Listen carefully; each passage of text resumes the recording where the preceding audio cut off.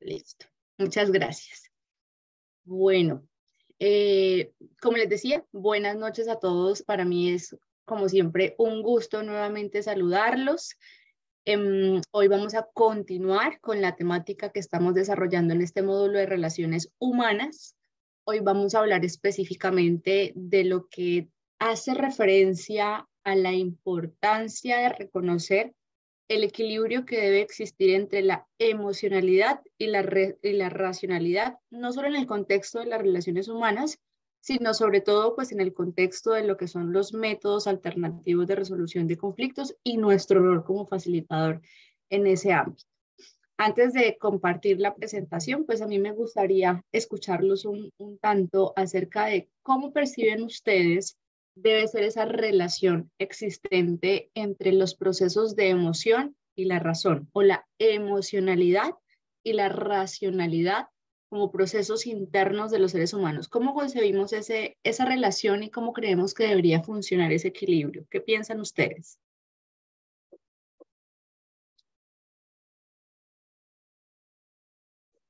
De a uno. Sí, maestra. Bueno, desde mi punto de vista o el criterio que yo tengo, siento que las emociones se van dando dentro del diálogo, dentro de la misma etapas de la mediación, vaya, se va uno percatando de las emociones de las partes primeramente, y ya de ahí vendría lo posterior que usted viene diciendo. Ok, bueno, eso aplicado. Desde mi punto de vista, salvo la mejor opinión de mis demás compañeros. Vale, licenciado José, muchísimas gracias. Evidentemente, en el contexto de los métodos alternos de resolución de conflictos, llámese mediación, llámese conciliación, llámese arbitraje, hay que reconocer que estamos tratando con otros seres humanos, ¿cierto? Y al ser otros seres humanos, evidentemente, los procesos que naturalmente nos permean van a aparecer, ¿cierto? Todos estamos dotados de razón y todos estamos dotados de emoción. Por esa razón, naturalmente, en esa aplicación de los métodos alternos vamos a encontrar tanto emociones como razones, ¿cierto? Que van a tomarse en cuenta en esos, digamos, espacios de mediación, insisto, conciliación o bueno, incluso en los espacios ordinarios de acceso a la justicia, ¿no? O sea cual sea la forma, y bueno, en general, en nuestra cotidianidad, cada vez que conversamos con el otro, que tenemos una dinámica de interacción con otra u otras personas, pues vamos a encontrar siempre esos dos elementos. Otro u otros seres humanos que tienen diversas emociones y que tienen diversas, digamos, pensamientos que les dan una razonabilidad ante la situación particular que estamos intercambiando, por así decirlo. Y es válido lo que el licenciado José nos dice en el entendido que en la mesa de negociación, particularmente hablando, ¿cierto? Llámese negociación, conciliación, mediación, pues nos vamos a ir dando cuenta en la medida en la que avanzamos de cuáles son esas emociones y cuáles son esas razones que pues tenemos que tomar en cuenta. Pero yo quiero que de pronto revisemos un poco más y mi pregunta va un tanto más enfocada a cómo concebimos nosotros como seres humanos, ¿cierto? Ese proceso de razonabilidad y de emocionalidad. ¿Qué pensamos sobre eso de razón y emoción juntándolas? ¿Cómo las podemos concebir? ¿Qué creen?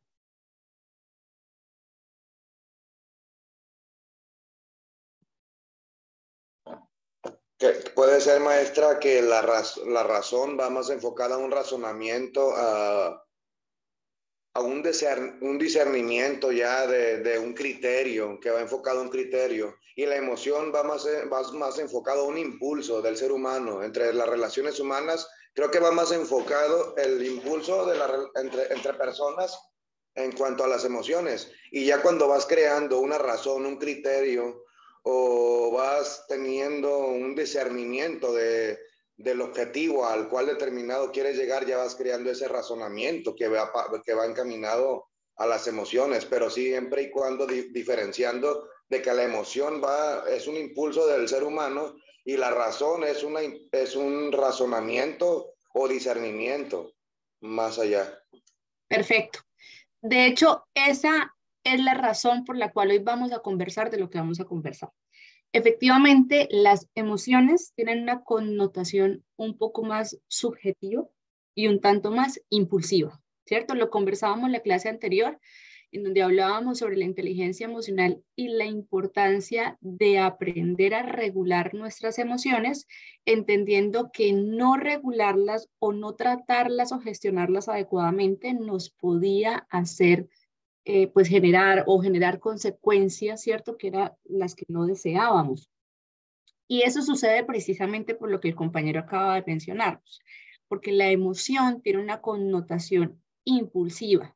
Sin embargo, no podemos suprimirla, no podemos desdibujarla y sobre todo no podemos desconocerla como una realidad del ser.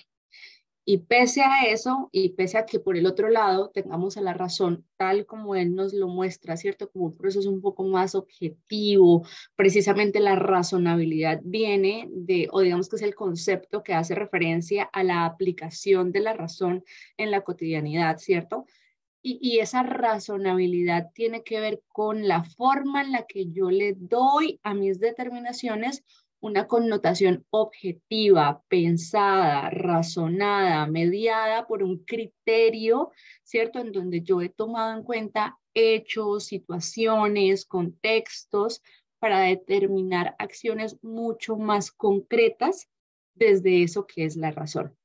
Pero evidentemente, a pesar de que tengamos claro, ¿cierto? Que existen esos dos procesos, los procesos emocionales o la emocionalidad y la razonabilidad, y que pues probablemente muchos prefiramos siempre ser súper razonables, súper objetivos y actuar siempre en torno únicamente a esos hechos reales que nos deberían hacer o nos motivarían a tomar determinaciones netamente objetivas. Lo cierto es que la emoción siempre está ahí, que la emoción siempre nos mueve, ¿cierto? Hay personas que tal vez son mucho más acorazadas con sus emociones y les cuesta mucho mostrar lo que las fibras emocionales que les mueven ciertas situaciones, pero a pesar de que existan personas acorazadas y otras seamos tal vez un tanto más emotivas, pues al final del día igualito todos sentimos cosas, ¿sí? Así unos las demostremos más y otros las demuestren menos, pero siempre hay una carga emocional en nosotros.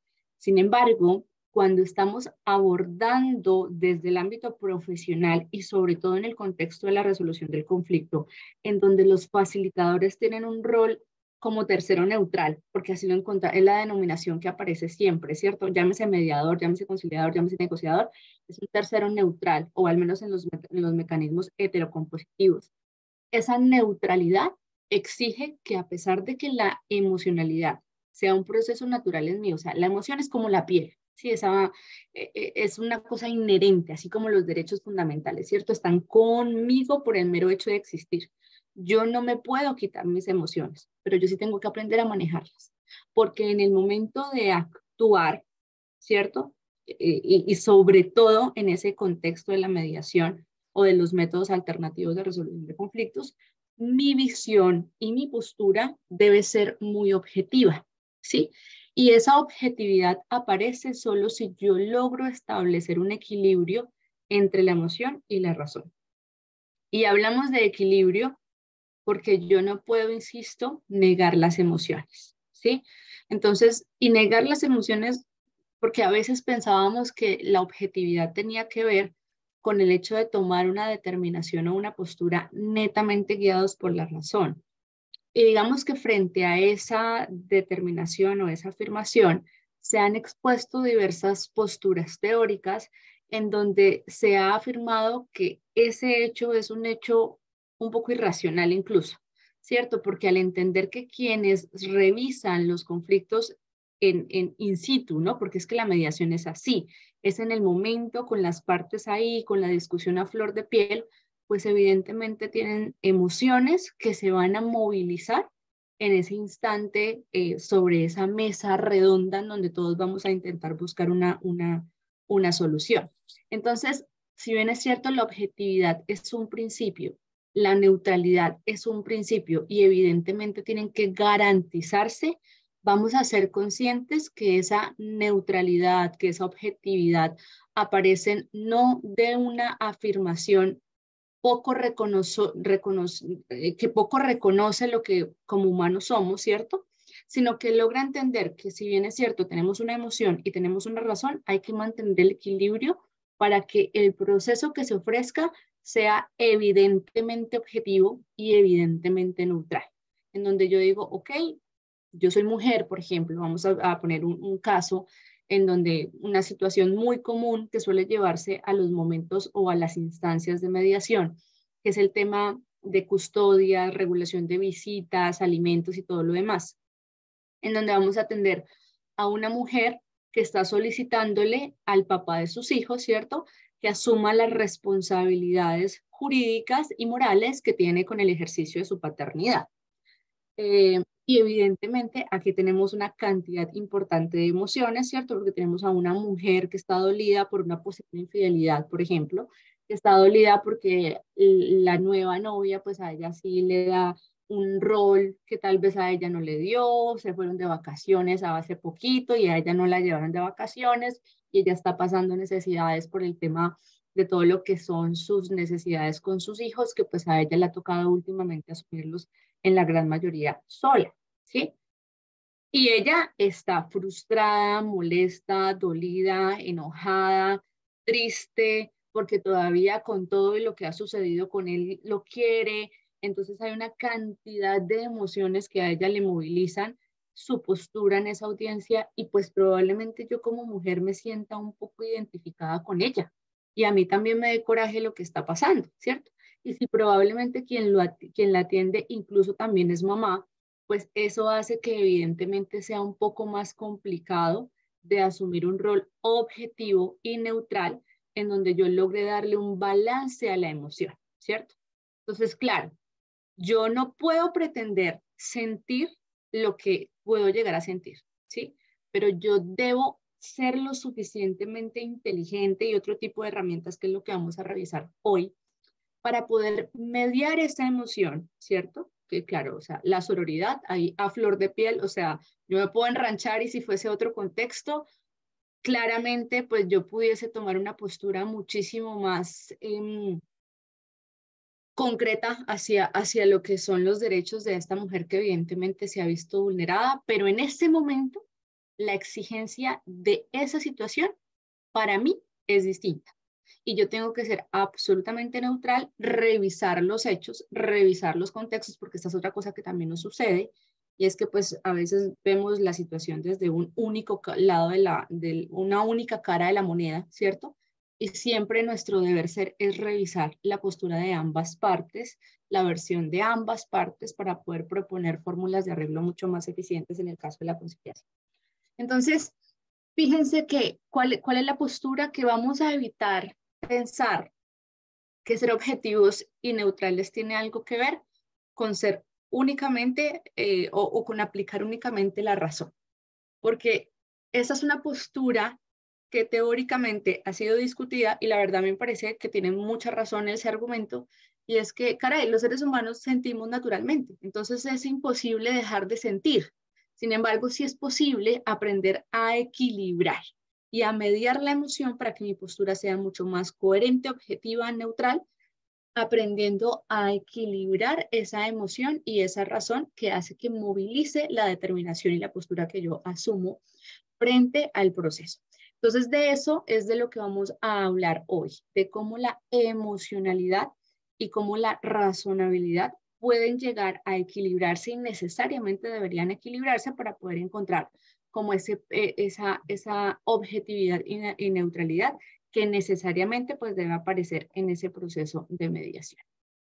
¿Alguien quiere agregar de pronto algo más antes de que comencemos con la presentación o vamos bien?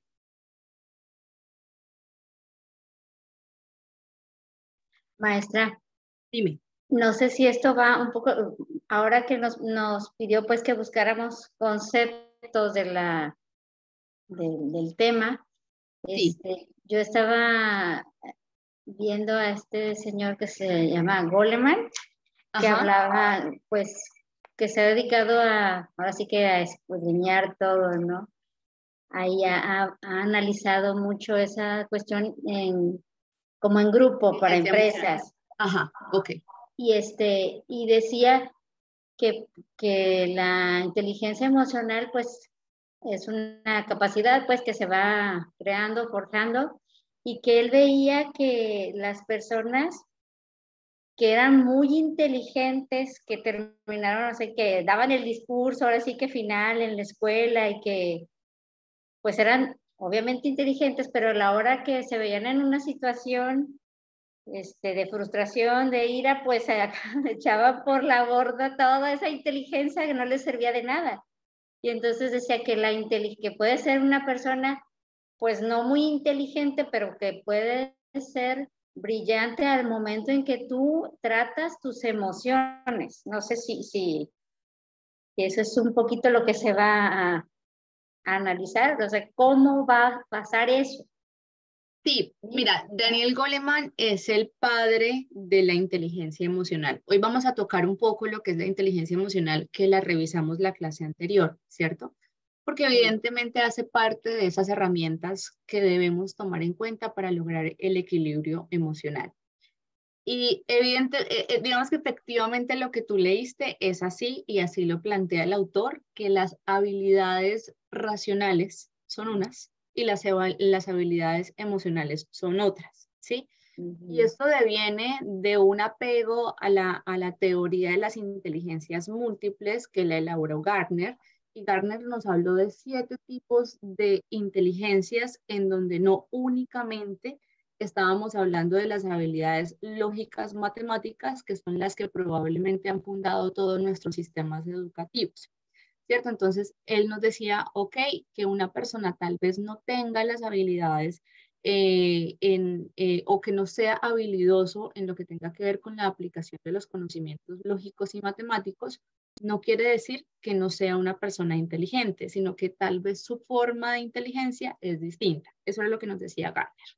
Luego llega Goleman y Goleman nos dice que listo, hay varios tipos de inteligencia que pueden, digamos, aparecer o no entre los seres humanos, ¿cierto? Entonces nos habla, por ejemplo, de la inteligencia espacial, que es la propia de los deportistas, la kinestésica, que es la tal vez de los artistas, la lingüística o la lógica, que es un poco de quienes nos dedicamos al campo de la comunicación, las humanidades, el derecho y todo lo demás, la numérica, que es la de los ingenieros, pero que la inteligencia intrapersonal y la inteligencia interpersonal sí se hace necesaria en todos esos campos porque es lo que nos permite relacionarnos adecuadamente con nosotros y con los demás. Y a partir de ese reconocimiento formula lo que es la inteligencia emocional, que son esas habilidades que como individuos tenemos para reconocer y gestionar nuestras propias emociones, ¿cierto? Y eso nos da luego herramientas para poder interactuar adecuadamente. Y tiene muchísima lógica si lo aunamos con lo que vimos en una primera clase, ¿cierto? En donde hablábamos de lo que son las relaciones interpersonales y reconocemos que pues eso es vital para todos nuestros procesos, ¿cierto? No podemos crecer. De hecho, había una parte en donde conversábamos en cómo los seres humanos somos tan necesitados de los procesos de interacción, ¿cierto? Tal vez los animales pues tienen más capacidades para sobrevivir de manera individual, pero nosotros no. Nosotros necesitamos al otro para que nos cuide 24/7 durante una buena cantidad de tiempo, ¿cierto? Si yo dejo a un bebé solo por más de ciertas horas en etapas iniciales, pues el bebé va a morir, ¿sí? Porque necesita de un cuidado de otra persona. Y pues tal vez luego ya no hay un riesgo latente de muerte, pero sí hay una necesidad constante de interacción. Y en ese entendido, pues esa necesidad constante de interacción hace que tengamos la necesidad también de reconocer y formarnos en habilidades de inteligencia emocional para no caer en ese error que tú decías, ¿cierto? Que tal vez seamos los más tesos de la clase, que tal vez seamos los ingenieros más destacados, físicos, químicos, abogados, arquitectos, pero a la hora de manejar nuestras emociones nos hagamos una bolita y pues seamos muy ignorantes emocionalmente hablando y eso nos impide generar pues una respuesta adecuada a las situaciones que tenemos. Sí. ¿Sí? Y si pasa, sabes que digamos que hay algunos estudios que incluso hablan de ciertas, digamos, relaciones desiguales en personas que en algún momento tuvieron una muy alta inteligencia en términos de IQ, ¿cierto? Que es una prueba que mide la inteligencia desde puntuaciones específicas, y su mala forma de gestionar emociones, ¿no? Tal vez hoy en día esto ha cambiado un tanto porque pues se habla más de la salud mental, se habla más de la gestión emocional, se habla más de la importancia de regularnos, ¿cierto? Y de tomar en cuenta todo lo que pues esas discusiones de salud mental nos han indicado, pero pues ahí vamos, aprendiendo todos, ¿cierto? Yo Gracias. incluida, porque además es una inteligencia que también se aprende, ¿no? O sea, hay que reconocerla, entrenarla, y eso es como cuando uno aprendió a manejar, les decía yo, ¿no? Entonces, cuando uno estaba aprendiendo, pues uno era como súper lento, súper medido, probablemente era, se le apagaba uno el carro en cualquier lugar, las subidas eso lo hacían a uno sudar frío porque uno no sabía qué iba a suceder, pero ya luego con el tiempo es muchísimo más mecánico y uno ni siquiera está pendiente de lo que está haciendo porque es un ejercicio muy automático. Eso sucede con las habilidades tanto intelectuales como con las habilidades emocionales, y por eso es que es importante tomarlas en cuenta. Muchas gracias, Angélica, por tu comentario. ¿Alguien más nos quiere comentar algo antes de comenzar?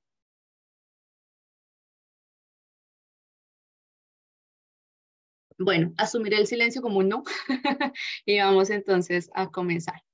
Entonces, la relación entre la emocionalidad y la racionalidad es compleja y ha sido objeto de debate en diversos campos como la psicología, la neurociencia y la filosofía. Perdón, son componentes fundamentales de nuestra experiencia humana y juegan un papel crucial en nuestra toma de decisiones y comportamiento. ¿Por qué creen ustedes que se dice que la relación entre la emocionalidad y la racionalidad es compleja?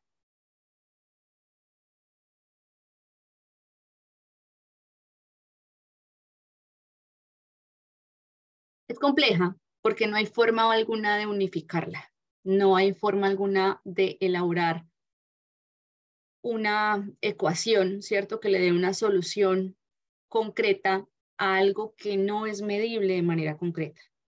Todos razonamos y sentimos de formas diferentes por una cantidad de situaciones, por la personalidad que tenemos, por el momento vital en el que estamos, digamos, en la etapa del ciclo vital en la que estamos viviendo, por los principios, por el contexto, por la situación, ¿cierto? Tal vez manejamos bien nuestras emociones en el ámbito de la conciliación en la oficina, pero nos cuesta mucho manejar las emociones en casa, o manejamos muy bien las emociones en casa, pero nos cuesta manejarlas mucho en la oficina, o somos muy razonables en casa, pero nos cuesta mucho serlo en ciertos ambientes particulares. Es decir, todos somos tan particulares que evidentemente entenderlas de forma individual ya de por sí es complicado, pero juntarlas es todavía más complejo, ¿cierto?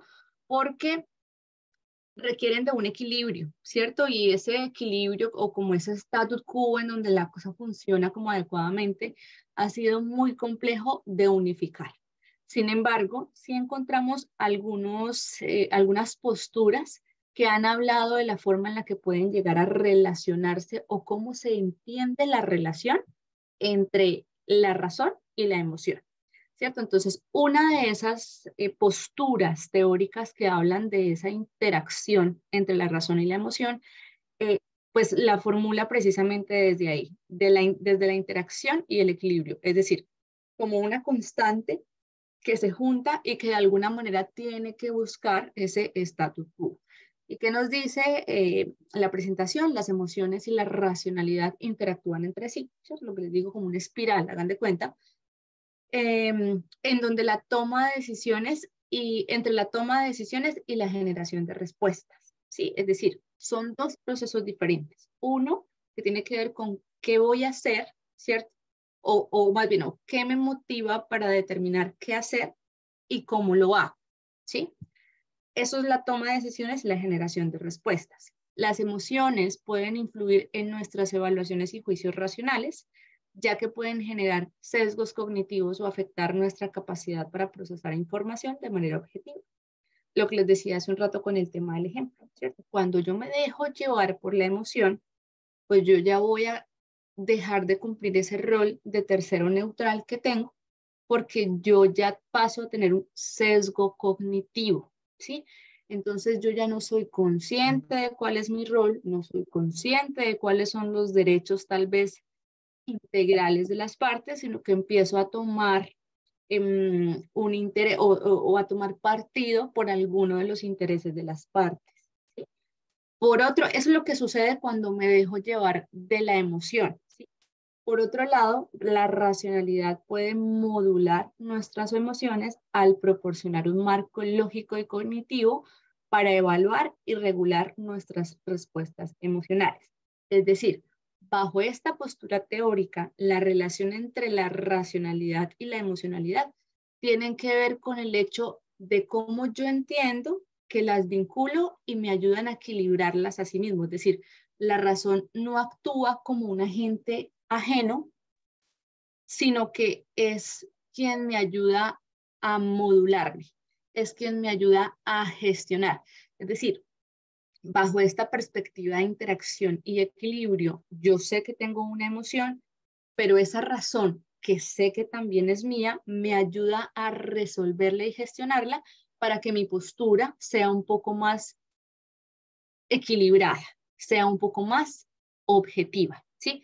Esa es la forma en la que esta postura reconoce esa relación entre la razón y la emoción, una relación de interacción y equilibrio, es decir, aparecen juntas porque todos sentimos y pensamos, pero se ayudan entre ellas para darle un equilibrio a la situación, ¿cierto? Entonces, listo, sí, sentimos cosas, pero yo sé que esta forma en la que yo siento, la emoción que me hace vibrar la situación en particular, puede generarme un sesgo, entonces aplico la razón para poder mitigar, bueno, no mitigar, sino gestionar esa emoción y que mi respuesta a partir del uso de la razón sea un poco más equilibrada, sea un tanto más objetiva. A eso hace referencia esta postura de relación en torno a la interacción y el equilibrio. ¿Me hago entender?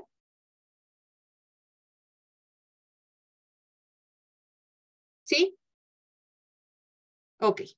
Perspectivas complementarias. ¿Qué nos dice esta postura de perspectiva complementaria? Algunas teorías sugieren que las emociones y la racionalidad son perspectivas complementarias en la toma de las decisiones, mientras que la racionalidad se basa en la evaluación lógica, analítica, ¿cierto? Aquí estamos en lo estricto. Las emociones pueden proporcionar señales rápidas y valiosas para evaluar una situación y guiar nuestras acciones. En este sentido, las emociones pueden actuar como señales de alerta o de intuición que complementan al proceso racional. Es decir, bajo estas perspectivas teóricas, ¿cierto?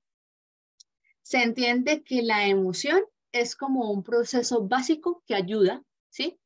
Y que complementa a la razón, dándole insumos, ¿cierto? O dándole, sí, insumos de alerta o de intuición. Ok, esto no me suena del todo bien. Yo siento que ella está, vamos a continuar con el ejemplo de la mujer, ¿cierto? Que está reclamando el tema de sus derechos, de los derechos de sus niños.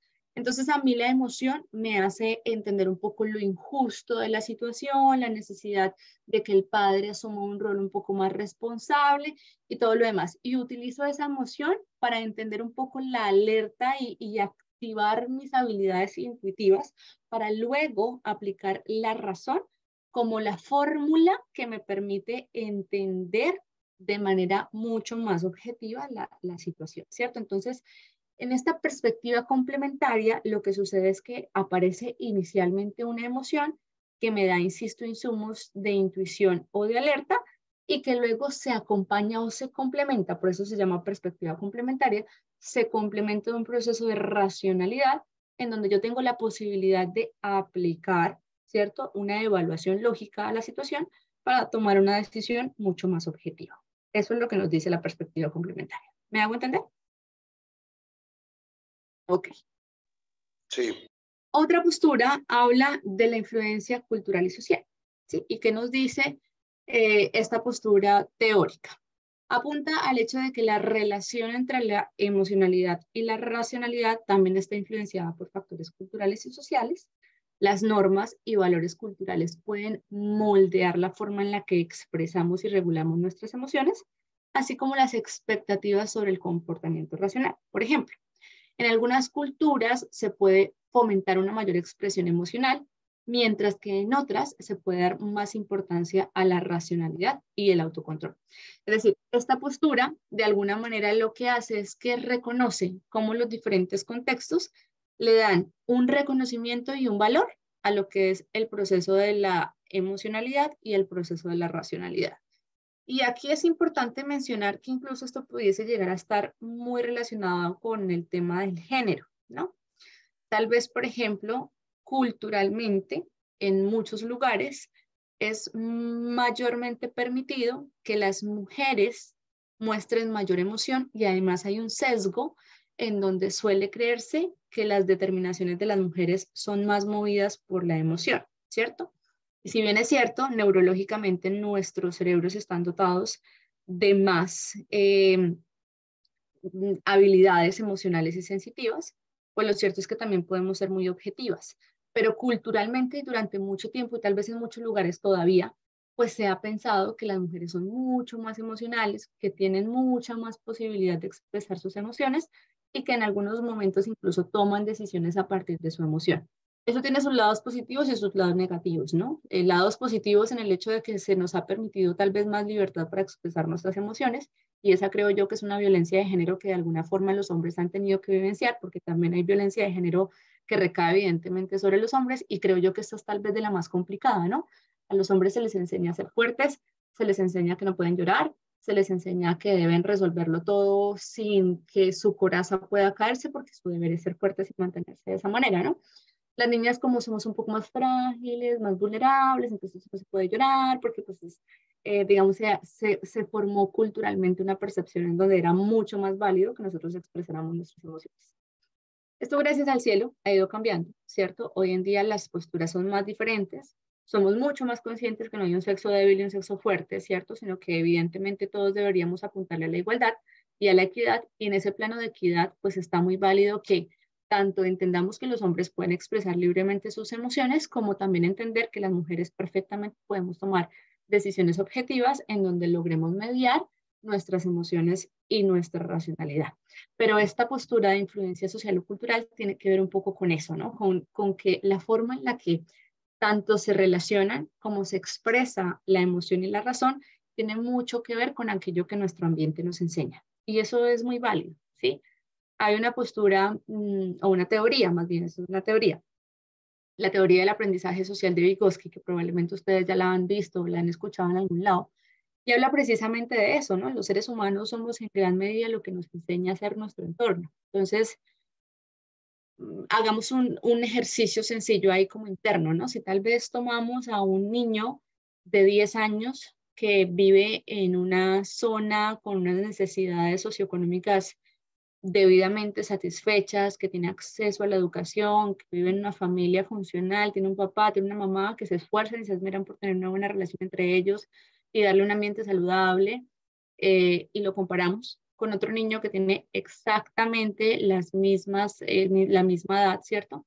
Pero vive en una zona muy diferente, vive en una familia disfuncional, incluso puede ser que esté expuesto ante situaciones de violencia en su casa, pues evidentemente la forma en la que se comportan los dos, a pesar de que sean del mismo pueblo o del mismo país y tengan la misma edad, pues es muy diferente a partir de esos aprendizajes que su entorno le ha permitido pues apropiar, ¿sí?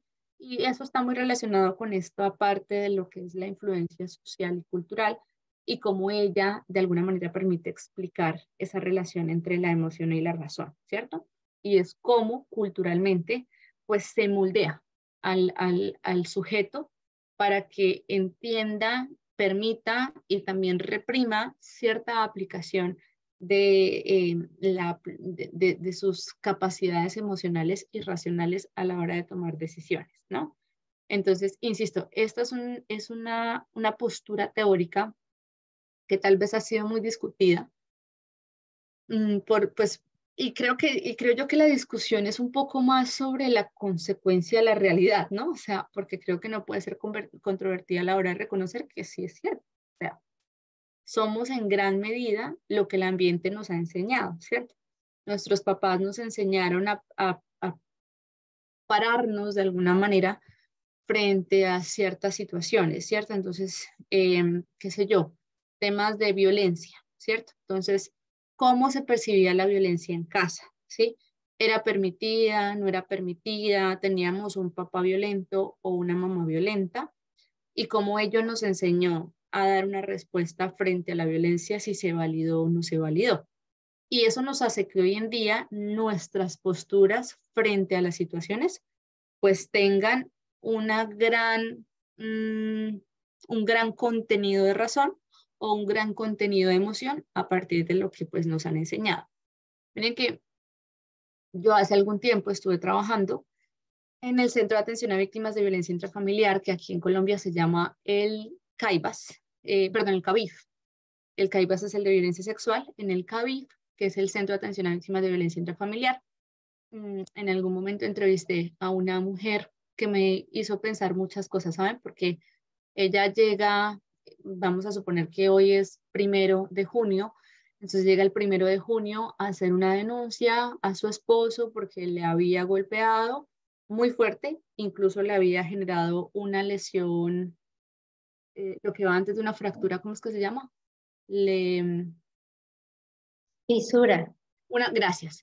Le generó una fisura en uno de los huesos del antebrazo. O sea, fue un golpe muy fuerte. Y bueno, hace el denuncio y todo lo demás. Y ella llega exactamente 15 días después, todavía con su brazo, pues allá no la operaron, sino que le colocaron un yeso porque como era una fisura, con su brazo, con un yeso que fue lo que en su momento le colocaron. Me dice, doctora, necesito retirar el denuncio. Para ese momento, la violencia intrafamiliar en Colombia, que en algún momento fue un delito querellable, pues ya no era querellable, era de oficio, por lo tanto ella ya no podía retirar su denuncio. Entonces yo le explico que no es posible retirar el denuncio porque es un delito oficioso, que ya la noticia criminal está creada y pues están generando todas las acciones de indagación para poder pues continuar con la investigación. Ella se molesta muchísimo y empieza a pelear conmigo. Uno siempre es malo.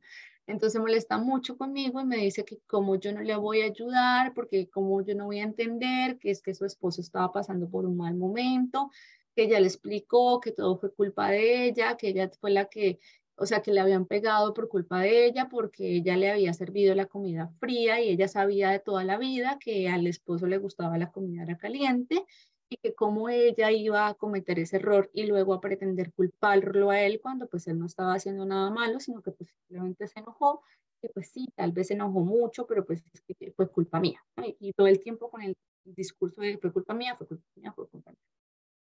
Y yo como que, señora, o sea, yo de verdad pensaba, yo decía, pobre señora, o sea, ¿quién le hizo tanto daño a esta mujer para hacerle pensar que alguien tiene justificación para fisurarle el brazo y que es culpa de ella, ¿no? O sea, es que no fue una mala palabra, ¿no? No fue una situación ahí violenta en donde él se enoja y tal vez alza la voz, que de por sí ya está mal, sino que ya llegó a un nivel exagerado en donde él la agredió físicamente. Yo estoy segura que no era la primera vez que la agredía. Eh, y aún así ella lo justifica, ¿no? Entonces, fíjense cómo ella de alguna manera, y su discurso era como muy razonable para ella, ¿sí? O sea, la forma Maestra, en ¿y que... usted qué le dijo? No, pues yo traté de hacerle entender, porque ella estaba muy enojada conmigo porque yo le decía que no era posible retirar el denuncio. Entonces lo primero me tocó calmarla a ella conmigo, ¿no? O sea, como yo decirle, mira, yo entiendo que usted está enojada, yo entiendo que usted pues, la frustra, pero entienda cuál es nuestro deber. Le expliqué un poco cómo funcionaba el proceso y luego yo le hablaba de cómo era importante que ella revisara cuál era la forma en la que se estaba percibiendo el lugar que se daba. En este momento, pues digamos que mi deber de atención pues era un poco más desde lo jurídico. Lo que yo hice fue que la remití al psicólogo porque, y pues traté como de hacerle entender cuál era la importancia que ella se adheriera a un proceso psicológico porque evidentemente su autoconcepto no tenía la mejor valía. Y yo le decía, yo no sé, tal vez, me acuerdo, eso fue hace mucho tiempo, yo me acuerdo que yo le dije, yo no sé tal vez cómo funciona tu familia y es que yo de por sí no te conozco, ¿sí? yo no sé tú quién eres, yo no sé tú a qué te dedicas, no sé nada de tu historia, no sé cómo funcionaba tu familia, pero lo que yo sí sé, y eso era algo que solía decirle mucho a todos, es que tú como mamá le estás enseñando muchas cosas a tus hijos. Y si tú permites que tu esposo te trate de esta manera y lo justificas, el día de mañana a tu hija probablemente le va a pasar lo mismo y ella también va a pensar que hay una justificación porque tú le enseñaste que eso era válido. Y eso no está bien. Solo que a ti tal vez te enseñaron eso, pero es importante romper ese ciclo. Entonces yo te entiendo, sin embargo no te puedo ayudar, ¿sí? Y lo que sí creo que es importante es que tú busques ayuda y empieces a resolverla. Y ahí como que traté de explicarle. Igual volvió, como 3 meses después, seguía muy enojada porque nosotros éramos su peor enemigo porque le habíamos ayudado a que su esposo, que era la persona más importante de su vida, pues saliera del proceso. Y en la audiencia de juicio dijo que no, que él no la había golpeado, que ella se había caído. Me acuerdo que así terminó ese proceso. Pues como ya en la audiencia eso fue lo que manifestó. A pesar de que le insistían como que usted está bajo gravedad, nada, es horrible. Creo que fue una unidad en la que uno suele frustrarse mucho porque la violencia intrafamiliar es un delito que emocionalmente tiene una carga grandísima y eso hace mucho que la razón se pierda, ¿no? Entonces, y uno en el proceso se va dando cuenta de cómo las posturas cambian, ¿no? Entonces, cuando llegan súper cargadas de emoción. Entonces, sí, quiero denunciarlo, esto ya no puede seguir así, esto no sé qué. Y luego como que la emoción se cambia porque ya hemos hablado que la emoción no dura todo el tiempo, o sea, el enojo no nos va a acompañar todos los días. Entonces, cuando ya el enojo se va, cuando ya como que empiezan a meditar, y entonces hay situaciones particulares como eso, ¿no? Violencia intrafamiliar de antecedente, hay dependencia económica, hay sesgos cognitivos por las cantidades de heridas de infancia que cada uno pueda llegar a cargar y una N cantidad de variables, y entonces empiezan como que, no, ya no quiero, ya me arrepentí, ya no estoy como tan animada.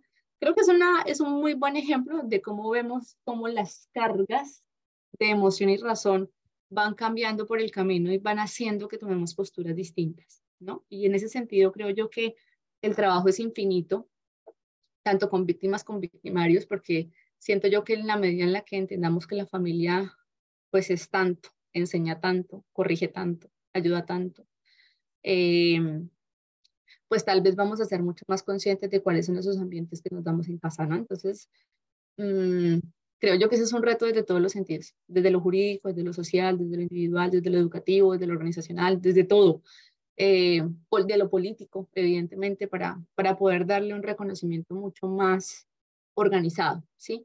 Pero esa es la forma en la que tal vez esos ambientes culturales, sociales, en donde evidentemente la familia está ahí, pues nos enseñan a validar ciertas emociones, a invalidar otras, a asumir un poco más de razón en cierta situación o un poco más de emoción en otra situación, ¿no? Siempre van a aparecer ambas, siempre, pero pues puede que aparezcan de diferentes formas a partir de, pues, de las dinámicas propias.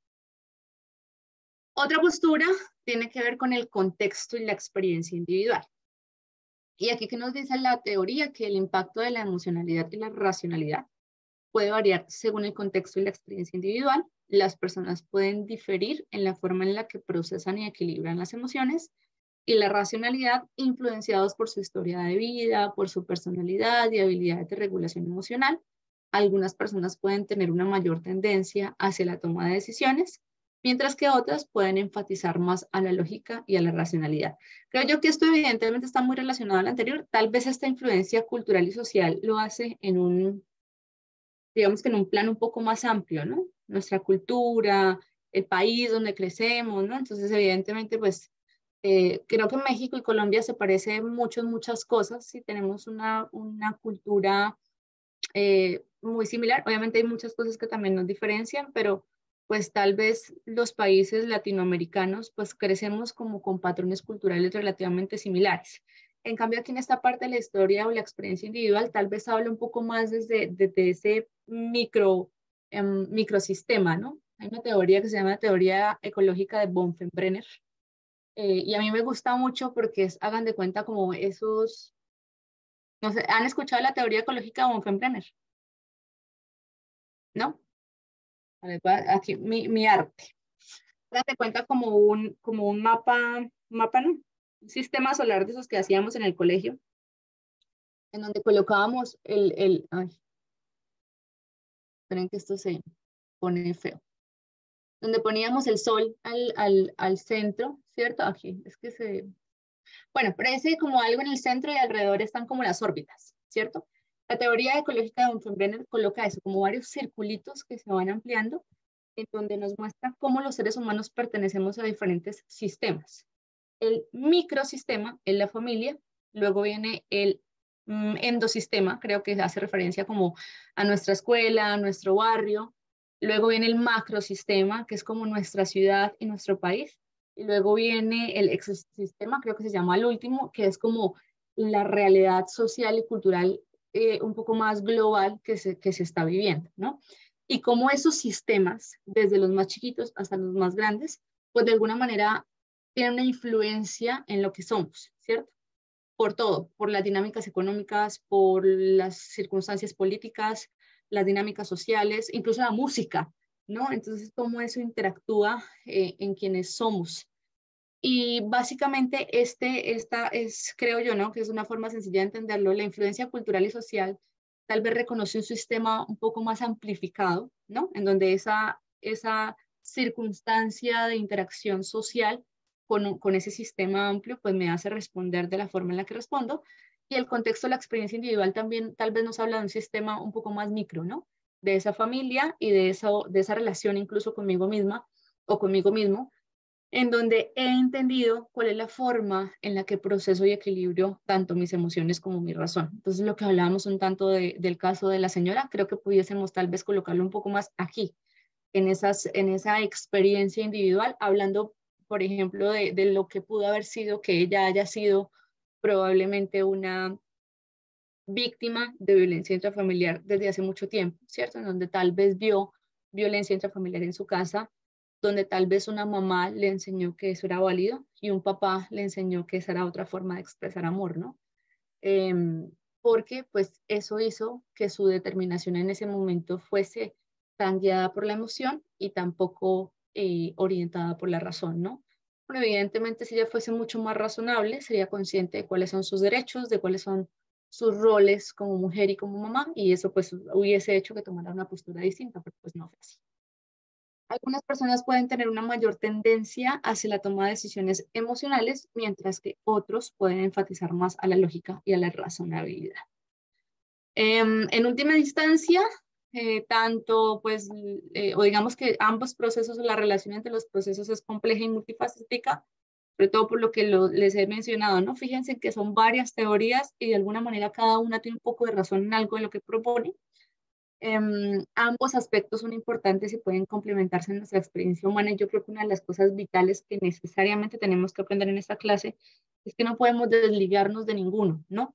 Tanto la emoción como la razón son procesos humanos, o sea, hacen parte de lo que somos. Y lo importante es comprender la necesidad de relacionarlos e integrarlos de una manera un poco más equilibrada para que podamos tomar decisiones objetivas ante las situaciones que estamos vivenciando y evidentemente pues ante las situaciones particulares que podamos entrar a dirimir en esos contextos de la aplicación de los métodos. Lograr un equilibrio obviamente es complicado, ¿cierto? Pero aquí vamos a hablar de algunas estrategias que nos pueden permitir hablar de ese equilibrio emocional. Equilibrio, yo creo que es la forma más adecuada de llamarle a ese momento en donde yo logro reconocer que, insisto, hay esos dos procesos, pero debo encontrar como esa manera de regularlos para tomar decisiones adecuadas. Entonces, la primera herramienta es la autoconciencia emocional. De esto hablamos un poco o hace parte de alguna forma de esas habilidades de la inteligencia emocional, y es la forma en la que yo logro prestarle atención a mis emociones, ¿cierto?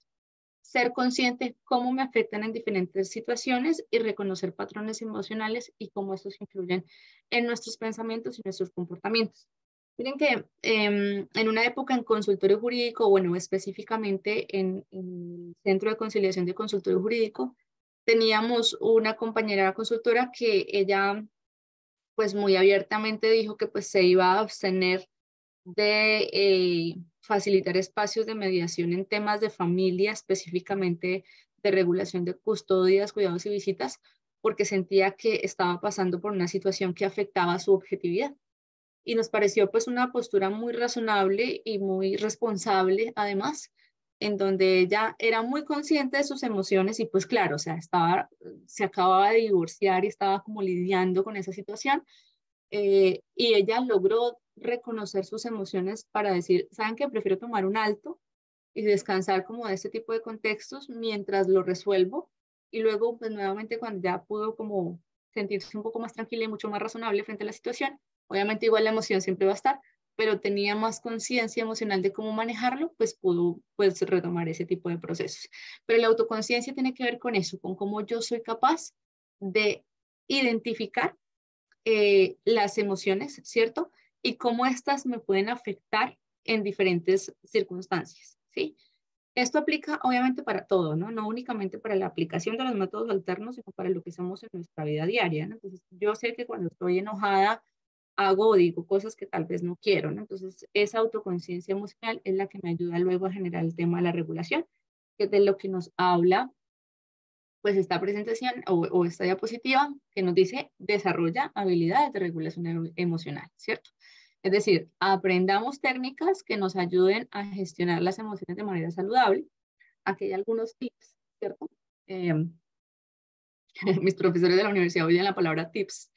Es una cosa que se ha hecho muy común entre los profesionales de la psicología. Entonces dices que uno no le puede enseñar a la gente que todo se resuelve con tips. Y bueno, por eso ellos detestan la palabra tips. Pero creo que aquí son válidos, ¿no? Como unas formas o unas herramientas que nos pueden ayudar a regularnos emocionalmente, ¿cierto? Entonces, una tiene que ver con el tema de la visualización, estas son técnicas específicas. Imaginar o traer recuerdos agradables. De hecho, yo en terapia uso algo y es que les digo a mis pacientes que traten de tener una lista como a la mano, ¿cierto? De situaciones, de canciones, de recuerdos que les hacen sentirse un poco más tranquilos o les hace sentirse alegres o les hace sentirse calmados, no sé, la emoción que sea que busquemos es como una, ¿cómo se llama? Como una lista de emergencia, ¿no? Como un botiquín, ¿no? De primeros auxilios allá, a donde yo recurro, porque cuando yo estoy nublado por alguna emoción que me limita la racionalidad, pues evidentemente pensar en la solución me cuesta. Pero si yo tal vez lo apunto, ¿no? Si yo tengo como lista de canciones para escuchar cuando estoy triste, ¿no? Pero no como la lista de canciones que uno encuentra en Spotify, que es música más triste, ¿no? Para hacernos sentir peor, sino una lista que yo hice en donde yo de verdad coloco, qué sé yo, la canción que sonaba al día de mi cumpleaños número tal, cuando mi papá me dijo tal cosa y a mí me hace sentir feliz y emocionada. Esa es la canción en particular que hace que a mí me guste, ¿no? O imaginarme, entonces pongo la foto de esas últimas vacaciones con mi mejor amiga, con el novio, o con esa persona que tal vez me hace, ¿cierto? Y me hace recordar cosas que a mí me agraden, ¿no? Eso como en cuanto esto que les voy a mencionar es como a lo personal, porque pues al final del día la emoción es un proceso interno. Distanciamiento temporal, perdón. Tomar distancia ante un conflicto y antes de decir algo de lo que te arrepientes después, pues distanciarse, ¿cierto? Entonces esto funciona mucho en casa. Con los hijos tal vez hay algo que se llaman los tiempos fuera, ¿cierto? Entonces como que sirven para ellos y sirven para mí, como que esto que tú hiciste estuvo muy mal, yo estoy enojada contigo, yo no te quiero decir cosas que te puedan herir, pero entiende que yo estoy enojada y tú también deberías estar muy triste y avergonzado de lo que hiciste. Entonces te vas para tu cuarto y vas a estar allá pensando en qué fue lo que pasó y me vas a decir luego cómo lo vas a solucionar, ¿cierto? Entonces él se va para su cuarto y de alguna manera también me da a mí un poco de tiempo para poder generar como esa regulación a partir de lo que estoy sintiendo. Actitud positiva, siempre hay algo positivo que rescatar, algo que se puede aprender. Esto es bien complicado de entender cuando la emoción se nubla, ¿cierto? Y por eso tal vez, no sé si aquí aparece, bueno, para el tema de la escritura consciente, ¿no? Tratar de escribir qué siento, qué aprendo, qué me muestra, qué estoy pensando en este momento para luego tal vez hacerlo un poco más eh, racional y darme cuenta que, bueno, pues que esos momentos también como de alteración me permiten aprender algo. Reestructuración cognitiva, este es un proceso mucho más complejo, ¿cierto? Que tiene que ver con la identificación de los pensamientos irracionales y cómo los puedo cambiar. Realmente esto puede hacerse en terapia. De manera individual, pues es muy poco probable que pueda ejercerse, ¿cierto? Pero la reestructuración cognitiva esencialmente tiene que ver con identificar esos patrones de pensamiento, ¿cierto? Que me hacen tener una mala postura frente a ciertas circunstancias y poderlos cambiar, ¿sí? Poderlos replantear, poderlos modificar y que mis respuestas sean diferentes. Evitar las distorsiones cognitivas, pero yo puedo evitarlas solo si las identifico. Y digamos que también identificar las distorsiones cognitivas es algo que suele hacerse en terapia. Por eso es importante ir a terapia. Vayan a ir a terapia. También agrégonla ya, ir a terapia, eso también funciona. Cuando, por ejemplo, generalizamos, ¿cierto? Entonces, todo me pasa a mí, siempre hago todo mal, nunca voy a poder. Eso es una distorsión cognitiva, ¿sí? Que obviamente hay que evitarlo, ¿cierto? Y darle una postura mucho más positiva, o los pensamientos catastróficos, ¿sí? ¿Para qué le digo si me va a decir que no? ¿Para qué estudio si no voy a entender? Igual eso no era para mí. Bueno, como que no, siempre pensando mal, ¿no? Los deberías y los hubieras, que si bien es cierto son necesarios manifestarlos en esos contextos de resolución de conflicto, pues también es cierto que hay que buscar una manera efectiva y eficiente de comunicarlos porque la mayoría de las veces pueden generar mucha frustración, ¿sí? Entonces es que usted hubiese no sé qué, usted debería tal cosa, ¿sí? Pues si digamos que eso es una relación, por ejemplo, la relación de pareja, evidentemente el plantear el debería es súper importante ponerlo sobre la mesa, pero hay otros contextos en donde el debería como que sale sobrando porque pues al final del día solo como que genera frustración en esos ambientes. Otras técnicas para la regulación emocional, el tema de la respiración profunda, ¿sí? Hay muchas técnicas para hacer respiración profunda y consciente.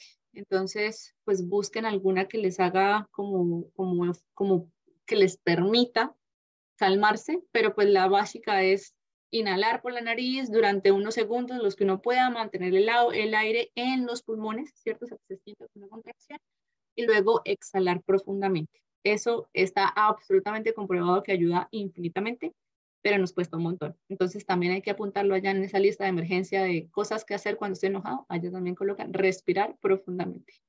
La atención plena o el mindfulness es una técnica bien bonita, muy eficiente, que también suele aprenderse desde los procesos terapéuticos, pero hoy en día hay muchos podcasts que hablan sobre lo que es el mindfulness, pueden buscarlos, ¿sí? Realmente no es una cosa, hay que entrenarse, obviamente, ¿cierto? Hay que entenderlo, pero sí es un proceso muy bueno que tiene que ver con cómo yo me puedo concentrar plenamente en lo que estoy viviendo, ¿sí?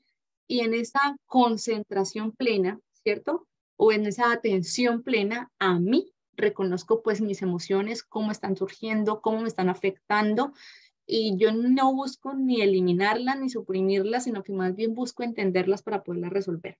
Bajo un proceso de atención plena que obviamente se tiene que ejecutar con unas condiciones pues ambientales particulares, pero no son difíciles, ¿saben? Y si bien es cierto, insisto, también puede llegar a aprenderse en terapia.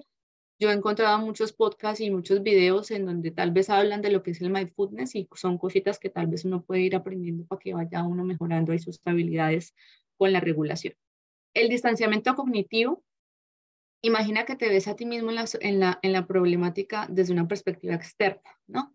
Es decir, esto es como un ejercicio de empatía, pero eh, mental, ¿sí? En donde yo volteo los papeles y voy a asumir que estoy en la postura del otro para poder generar una perspectiva distinta, donde yo tengo un panorama general de lo que pasa, ¿no? Que nos dice, imagina que te ves a ti mismo, a la situación problemática desde una perspectiva externa y bueno, y no únicamente me coloco en el plano del otro, sino que también tengo la posibilidad de verme como un tercero, ¿no? Entonces, en el distanciamiento cognitivo, yo trato de entender o de asumir el rol del otro, pero también en algún punto tengo que intentar ver como la corrida desde la barrera, ¿no? Como dice el dicho, ¿no? Entonces es como yo no soy parte del conflicto, sino que trato de tomar una postura externa en donde analizo la situación, qué fue lo que dijo él, qué fue lo que dijo ella, para poder asumir pues un panorama mucho más objetivo. ¿Esto por qué ayuda? Pues porque cuando yo me alejo emocionalmente, pues tal vez pueda tener una postura mucho más amplia de la situación, ¿no? No miro únicamente lo que yo percibí, sino pues también tomo en cuenta lo que el otro percibe y entiende y sobre todo lo que ese panorama amplio, pues desde la objetividad me permite enfocar. Reenmarcar o replantear, que tiene que ver con reinterpretar la situación desde una perspectiva más positiva o neutral. Buscar aspectos positivos o de aprendizajes en experiencia, es decir, cambiar el enfoque y buscar oportunidades de crecimiento, puede ayudar a reducir el impacto emocional negativo. ¿Sí? Entonces esto pasa cuando tal vez vivimos alguna situación que nos hace ver las cosas desde un plano netamente negativo. Entonces, la idea es que podamos replantearnos cognitivamente lo que sucedió para poder entender qué fue lo que pudimos aprender. Esto tal vez aplica en momentos posteriores a los conflictos, en donde yo tal vez ya soy capaz de hacer como un análisis un poco más de aprendizaje de lo que fue la situación como tal. La actividad física, evidentemente, siempre va a ser una técnica de regulación emocional importante, porque las emociones negativas siempre suelen ser muy tensionantes, ¿sí? O sea, hay mucha tensión muscular. A algunos se les tensiona la espalda, las manos, estos músculos acá del cuello suelen también se afectan mucho a partir de emociones como el enojo, la angustia, la ira, ¿cierto? Entonces, por eso es importante la actividad física que nos ayude a exteriorizar. Entonces, hacer el ejercicio que nos guste, pasear, caminar, bailar, o si a alguien le gusta practicar algún deporte, trotar, no sé, eso con esa intención de dejar salir esa emoción que nos está cargando y pues de paso darle un respiro al cuerpo que se carga con cada cosa que sentimos. La escritura expresiva, bueno, era lo que les decía hace un rato, escribe tus emociones, pensamientos en un diario, permite que tus pensamientos fluyan sin juzgarlos y expresa tus sentimientos, perdón, de manera libre. Esta técnica te permite desahogarte emocionalmente y ganar claridad sobre tus emociones. Yo no sé qué nos hizo pensar que los diarios eran una cosa mala, aburrida, inmadura, romanticona o ese tipo de cosas, pero lo cierto es que la escritura expresiva, hablando fundamentalmente de lo que son las emociones, sí suele ser un escenario muy seguro, ¿no? Porque permite que la emoción se exteriorice. Porque yo les decía en la clase anterior que la emoción es una carga que si no se resuelve, carga, ¿sí? Es decir, si yo no la saco de mí, ella va a estar ahí acompañándome, pero no es una compañía bonita, es una compañía que pesa. Entonces, por eso la escritura expresiva me permite liberar. ¿Alguien, ¿alguien me quiere decir algo? ¿No? No, no traigo, no los traigo. Ya lo tengo justo. Gracias. Esta diferencia por los 52. Por acá vamos a silenciar a Monse, que no me deja silenciarla. Monse, ¿puedes cerrar tu micrófono, por favor? Bueno, entonces la escritura expresiva tiene esa ventaja.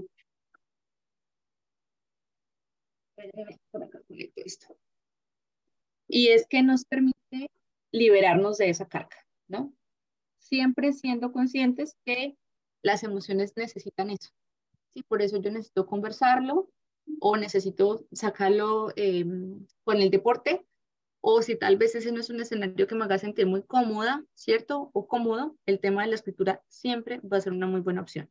De verdad que es un ejercicio que se los recomiendo. Esto es algo que yo suelo hacer y suele funcionar de muy buena manera. Entonces, para que lo tomen en cuenta. Y el apoyo social, busca apoyo de personas de confianza, como amigos, familiares o profesionales, para compartir tus emociones y preocupaciones con otros. Y esto puede proporcionarte una perspectiva externa, empatía y apoyo emocional, ¿no? Porque esa es la otra. A veces, como nos cuesta tanto conversarlo, nos quedamos con todas esas apreciaciones que hacemos nosotros únicamente de la situación. Y además, pues pasa que...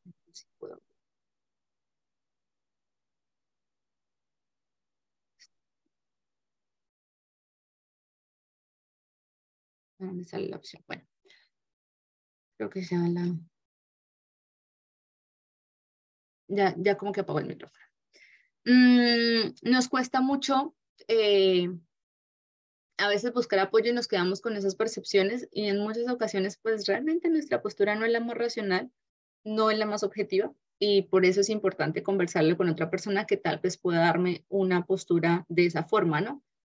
Hay amigos que siempre van a tomar bandera por uno, ¿cierto? Hay otros que sí suelen ser un tanto más objetivos y creo que aquí es importante que nosotros aprendamos también a apreciar a qué tipo de personas pues le comentamos ese tipo de situaciones o si no pues siempre digamos que lo más sano y lo saludable pues sería por ejemplo buscar un apoyo profesional de alguien que de verdad tenga una postura netamente neutral frente a las situaciones, que nos escuche, pero también que nos haga entender aquellos vacíos cognitivos en donde tal vez nos estamos dejando llevar por la emoción, suponemos, especulamos.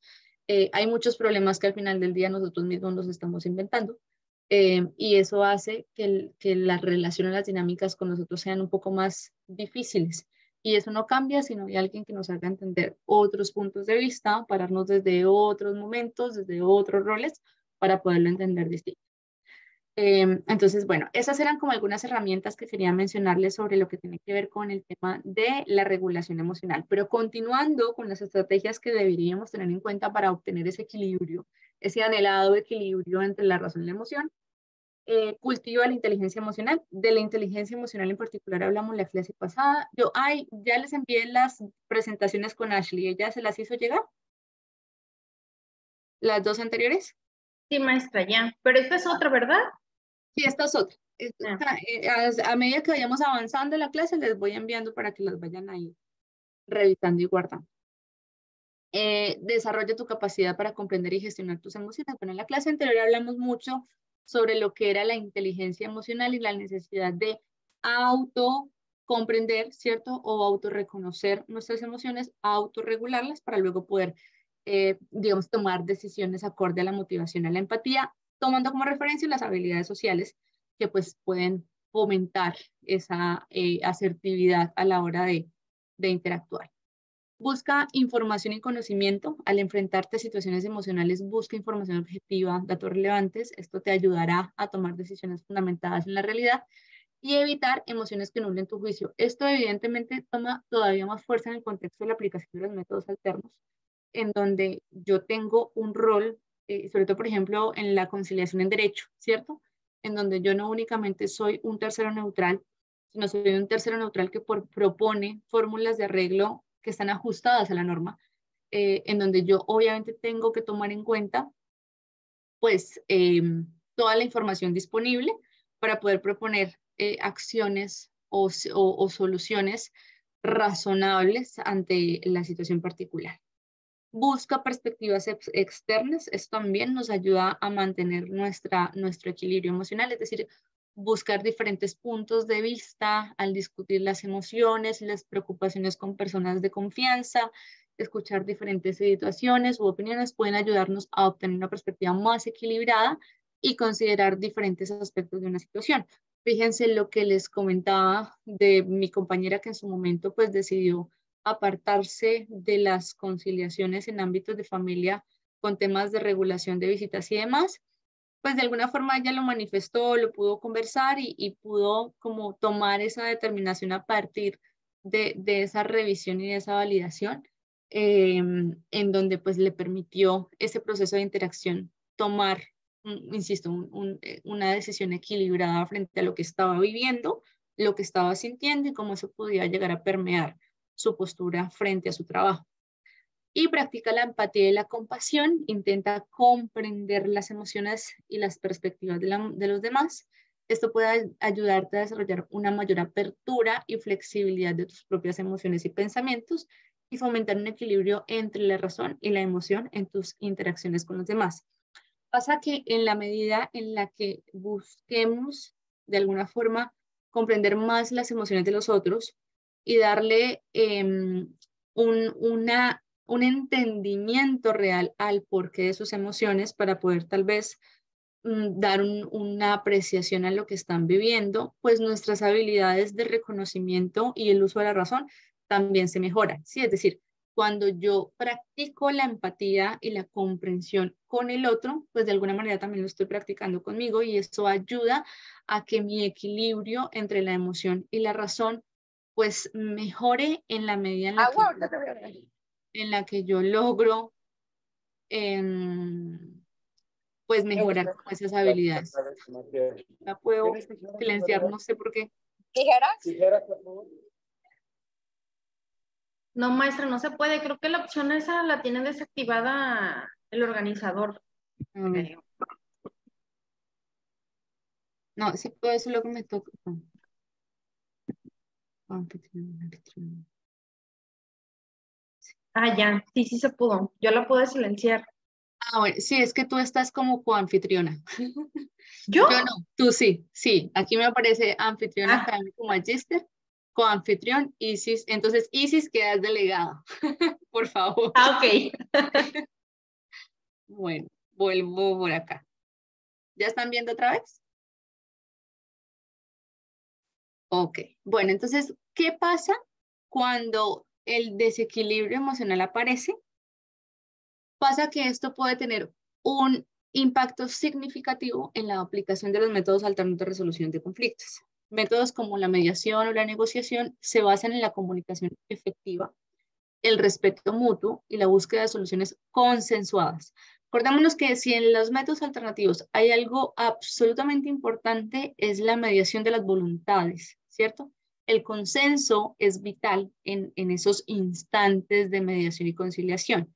Entonces, cuando hay un desequilibrio emocional de una o de ambas partes, pues evidentemente aparecen varios desafíos importantes de resolver y sobre todo, pues bueno, hay que tener en cuenta si el que tiene, no solamente hay que tener como la habilidad para poder identificar qué pasa con las partes, ¿cierto? Sino también la habilidad para aprender a regularme yo, ¿cierto? Y buscar una solución mucho más eficiente ante la situación. Entonces, ¿cuáles son esos retos?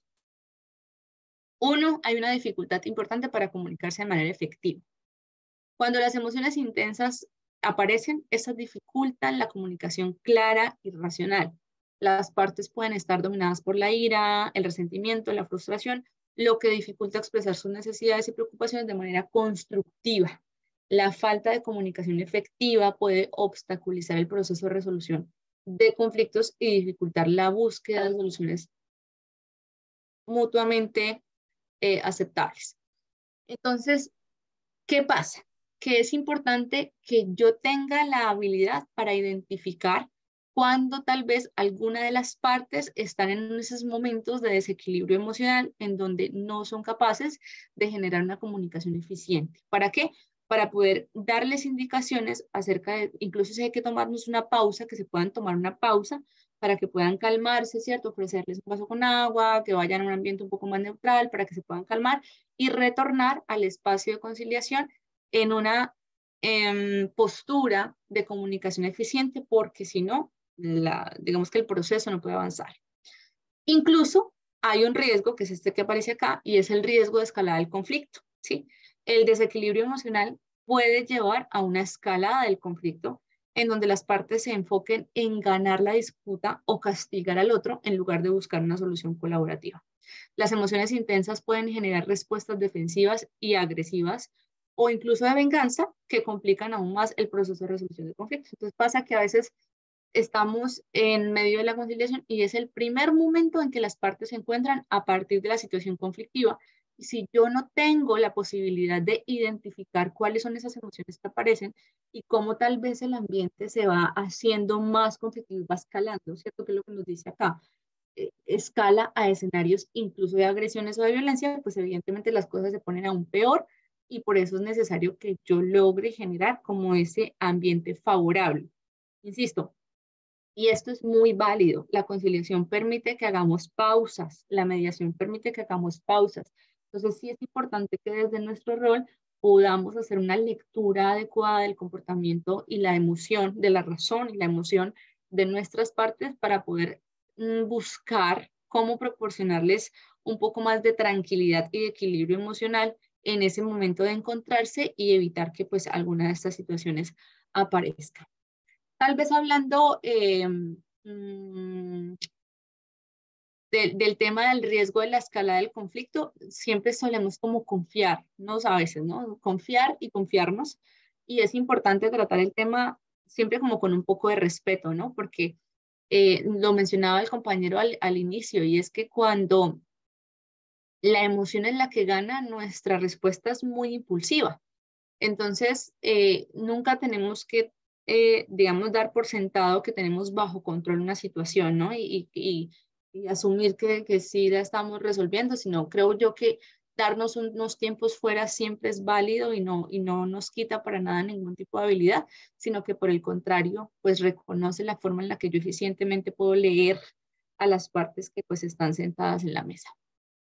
Otro de los riesgos que se asume es el sesgo en la toma de decisiones. Las emociones pueden sesgar la toma de decisiones llevando a decisiones impulsivas o basadas en el resentimiento en lugar de un análisis objetivo de las opciones disponibles, ¿no? Entonces, tómate un tiempo y piénsalo. Tal vez ahora mismo estás cargado o estás cargada, pero tienes que darte cuenta que este es un espacio que está pensado para tu bienestar, para que podamos darle una solución efectiva ante el conflicto. La solución que se está planteando no es del todo desfasada, revisa los pros y los contras, y si tal vez tienes algunas objeciones o crees que puede complementarse la solución de alguna manera, pues revisémoslo, pero prefiero que te tomes un tiempo para que la decisión sea fundada, siempre respetando tu voluntad. Si al final del día igual tú no estás de acuerdo con la solución que se está planteando, está muy válido, pero para mí es importante que te des un tiempo para pensar. ¿Sí? Entonces, porque sí pasa que hay personas que llegan súper negativas o súper cargadas más bien a los instantes de conciliación o de mediación, y eso evidentemente impide, bueno, esto que les digo pudiese hacerse desde un contexto de conciliación, pero hay que tomarlo en cuenta, ¿no? Que a veces la emocionalidad no nos haga, o pasa lo contrario, ¿no? Estamos tal vez extralimitándonos o negándonos a soluciones que pueden llegar a ser eficientes, y eso es precisamente el sesgo, ¿no? Entonces, cuando nos dejamos llevar por la emoción y no somos capaces de tomar una decisión eficiente ante el conflicto que se está pues generando. Y ese rol de nosotros como terceros neutrales, pues también en parte es un rol de garantes, ¿no? Sobre todo en el ámbito de la conciliación en derecho, en donde yo literalmente tengo que revisar desde el marco normativo que la determinación o el acuerdo que pueda llegar a fijarse, pues cumpla con esas necesidades legales que la norma pues pueda llegar a generar sobre el contexto. El desequilibrio emocional puede dificultar la consideración de las necesidades y perspectivas de la otra parte, lo que puede dificultar la búsqueda de soluciones justas y equitativas. Entonces, bueno, es bien importante aprender tanto en los momentos en los que se está adelantando digamos, como la fase de negociación, como cuando ya se proponen las fórmulas de arreglo específicamente, pues que esos sesgos como que se vayan minimizando y de verdad la dinámica comunicativa sea muy racional, ¿no? Falta de compromiso con el proceso de resolución de conflictos. Cuando una o ambas partes están emocionalmente desequilibradas, puede ser difícil comprometerse plenamente con el proceso de resolución de conflictos. Entonces, si alguien tomó una decisión, como decimos acá en Colombia, en caliente, ¿cierto? Y eso fue lo que determinó o consignó en el acuerdo, pues tal vez habrá dificultad para que ese compromiso se cumpla, ¿sí? Por eso es importante que en el momento en el que se firmen los acuerdos podamos hacer como como esa valoración a la racionalidad, ¿no? Entonces, vuelvo y les digo, yo no puedo pretender nunca que las emociones se supriman, ¿cierto? Y que únicamente estemos hablando con la razón, pero sí donde yo pueda darme cuenta que hay un equilibrio y que hay como un compromiso real a partir de la objetividad de las partes que me hagan pues percibir que habrá un compromiso en el acuerdo, ¿no? Entonces, que yo no observe que tal vez alguien está tomando una decisión porque está muy enojado, me niego, no quiero. O bueno, sí, pero es una apreciación como poco comprometida por la situación particular de la audiencia, y eso no va a permitir que el acuerdo se cumpla. Y bueno, pues eso obviamente va a traer unas consecuencias negativas para las partes y pues a la eficiencia del acuerdo como tal. Entonces, pasa que las partes pueden resistirse a escuchar al otro, considerar diferentes perspectivas, a buscar soluciones mutuamente beneficiosas, ¿no? Acordémonos que los métodos alternativos se basan en esa postura del ganar-ganar, ¿no? Y eso es importante, que las partes realmente sientan que ambas están ganando, ¿sí? si yo logro como facilitador hacerles entender a las partes que ambas están ganando, hay muchas más probabilidades de que el acuerdo se cumpla eficientemente, ¿sí? Si alguna de las partes siente que está en desventaja, pues digamos que eso puede generar sesgos en el compromiso de las partes. Por eso es tan importante que también mi rol como facilitador sea muy eficiente a la hora de manifestarles a las partes en qué se dieron, pero en qué ganaron, ¿no? Para que su compromiso pues aumente y pues no haga que el proceso se estanque, que es lo que pudiese suceder si si las partes se dejan llevar por las emociones frente a la situación.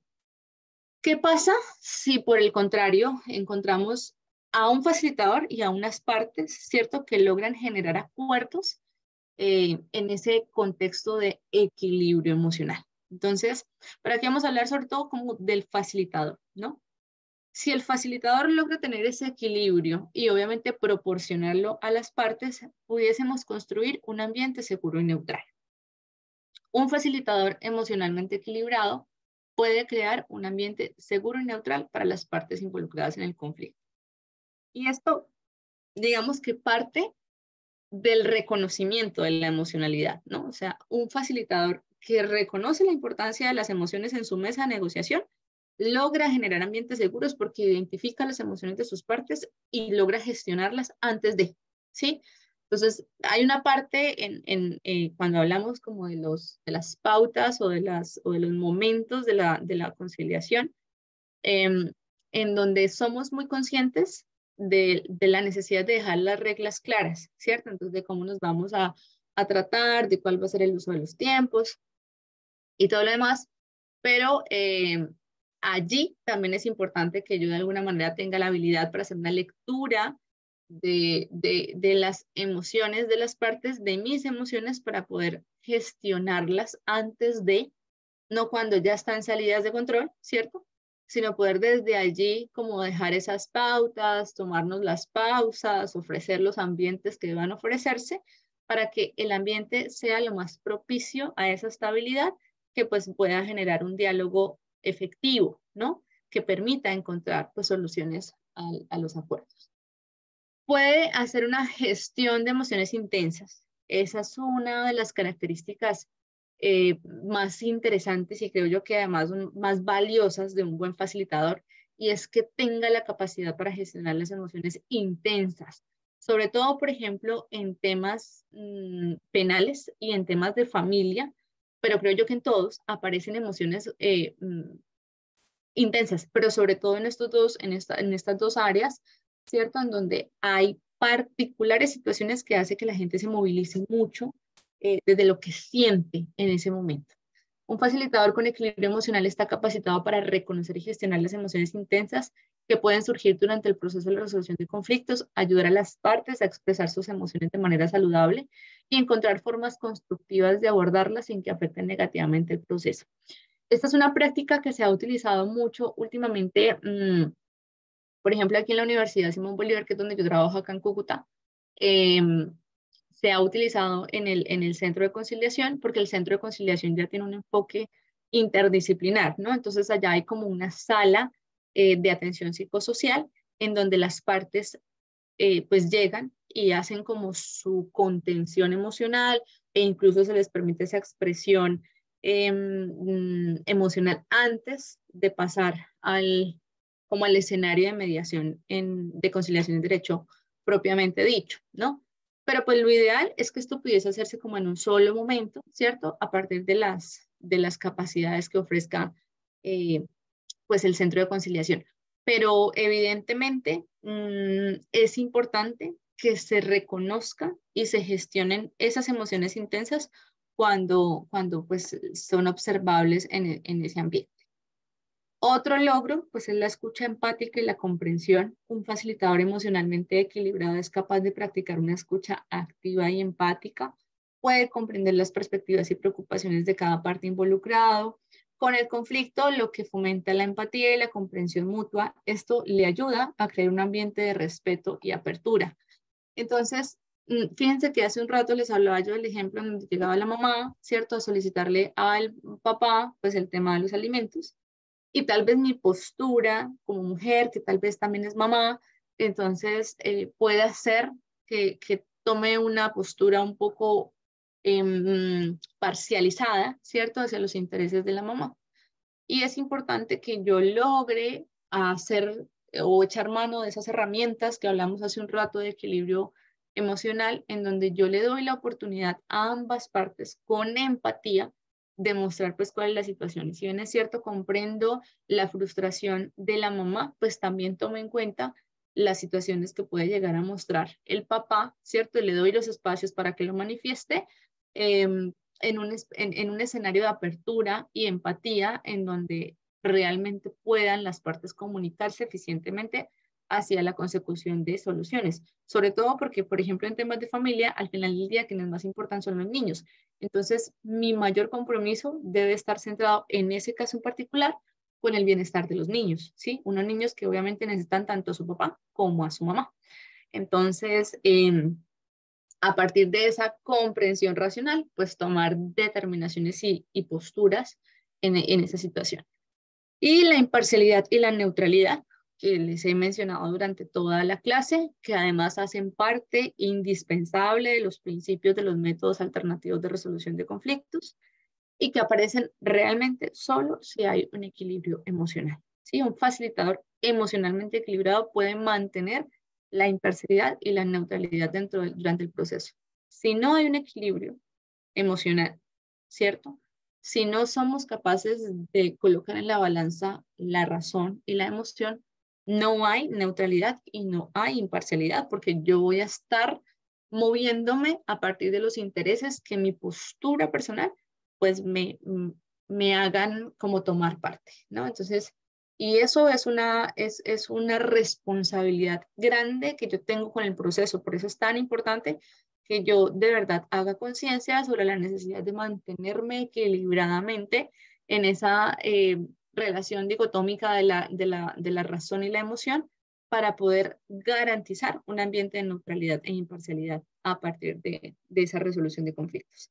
Esto significa no tomar partido ni mostrar favoritismo hacia ninguna de las partes, lo que ayuda a generar confianza y confidencialidad. La imparcialidad del facilitador promueve un proceso justo y equitativo.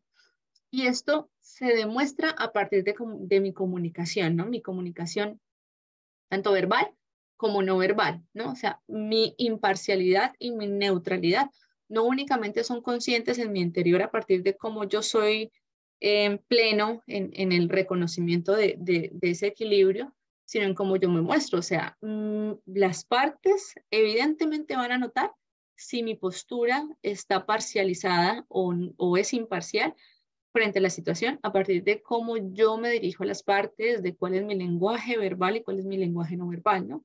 Porque sí pasa que a veces encontramos situaciones en donde literal hemos visto mediadores o hemos, bueno, pues que las partes lo hagan, pues está vale, pero mediadores como que, bueno, ahora usted, como que a ver, ¿qué es lo que usted tiene por decir? Suena muy gracioso, pero a mí me pasó en una audiencia en donde yo iba a acompañar a una parte y pues la persona encargada de hacer la conciliación literal fue así y yo pues digamos en su momento yo no quise hacer como mucha pues porque al final no me estaba afectando a mí, sí, ella estaba como a favor de la parte que yo representaba, pero sí me pareció una postura muy poco profesional, ¿no? O sea, porque, o sea, bueno, ahora usted, o sea, yo me quedé como que, señora, disimulé un poco, ¿no? O sea, claro, ella estaba a favor y sí, la entiendo, pero eso no puede pasar, ¿sí? Es muy importante que yo de verdad haga un esfuerzo importante por garantizarle a las partes esa imparcialidad, esa neutralidad, desde mi criterio real, la convicción que yo tengo frente al proceso y pues frente al lenguaje verbal y no verbal con que yo pues adelanto el proceso. Me acordé, me dio risa. Es que fue muy chistoso. Ok, me hizo reír. Nos permite también encontrar soluciones colaborativas. Un facilitador emocionalmente equilibrado puede ayudar a las partes a centrarse en las soluciones colaborativas en lugar de posiciones rígidas, obviamente digamos porque hay un pensamiento mucho más fluido, mucho más aperturado, ¿no? Entonces, hay más posibilidades para comunicarnos, para que el ambiente se facilite, las energías se faciliten ante esa solución de conflictos.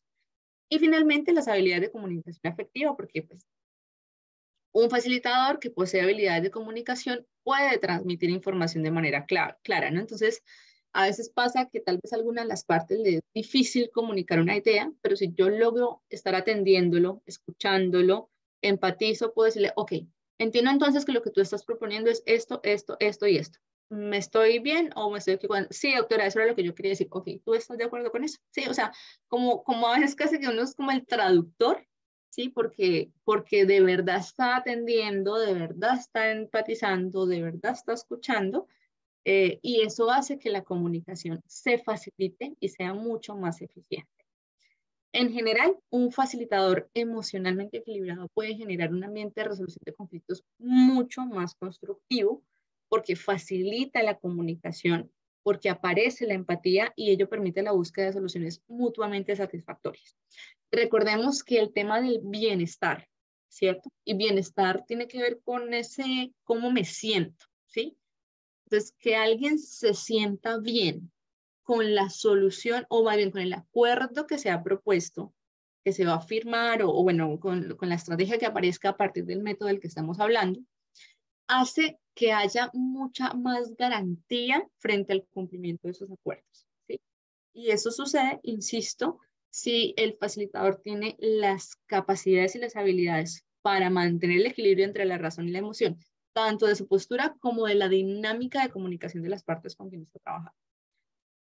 Su equilibrio emocional y las habilidades facilitadoras van a contribuir a que el proceso sea mucho más efectivo y satisfactorio para todas las partes involucradas en el conflicto.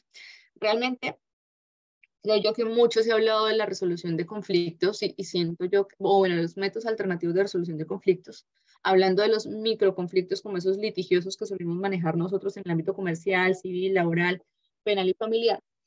Y bueno, es probablemente una fórmula que se ha tomado como muy, ¿cómo decirlo?